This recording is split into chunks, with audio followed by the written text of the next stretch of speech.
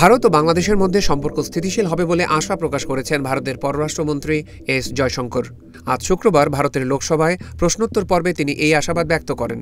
ভারতীয় বার্তা সংস্থা পিটিআইয়ের বরাত দিয়ে এ তথ্য জানিয়েছে ইন্ডিয়া টুডে। জয়শঙ্কর বলেন, বাংলাদেশের সংখ্যালঘুদের ওপর নির্যাতন নিয়ে ভারত উদ্বিগ্ন। দিল্লি আশা করে সংখ্যালঘুদের নিরাপত্তায় ঢাকা পদক্ষেপ নেবে। সম্প্রতি ভারতের সঙ্গে বাংলাদেশের সম্পর্কে যে উত্তেজনা দেখা দিয়েছে তা প্রশমিত হবে এবং সম্পর্কটি স্থিতিশীল হবে বলেও আশা প্রকাশ করেছেন ভারতের পররাষ্ট্রমন্ত্রী।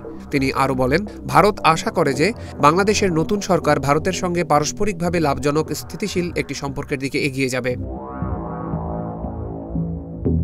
বাংলাদেশের সংখ্যালঘুদের ওপর নির্যাতন প্রসঙ্গে জয়শঙ্কর বলেন, বাংলাদেশের সংখ্যালঘুদের নিয়ে আমাদের উদ্বেগের কারণ সেখানে সংখ্যালঘুদের ওপর একাধিক হামলার ঘটনা ঘটেছে। আমরা আমাদের উদ্বেগের ব্যাপারে ঢাকার দৃষ্টি আকর্ষণ করেছি। সম্প্রতি আমাদের পররাষ্ট্র সচিব ঢাকা সফর করেছেন। তিনিও বৈঠকে ভারতের উদ্বেগের কথা জানিয়েছেন। আমরা আশা করি বাংলাদেশ নিজের স্বার্থেই সংখ্যালঘুদের নিরাপত্তার ব্যাপারে পদক্ষেপ নেবে।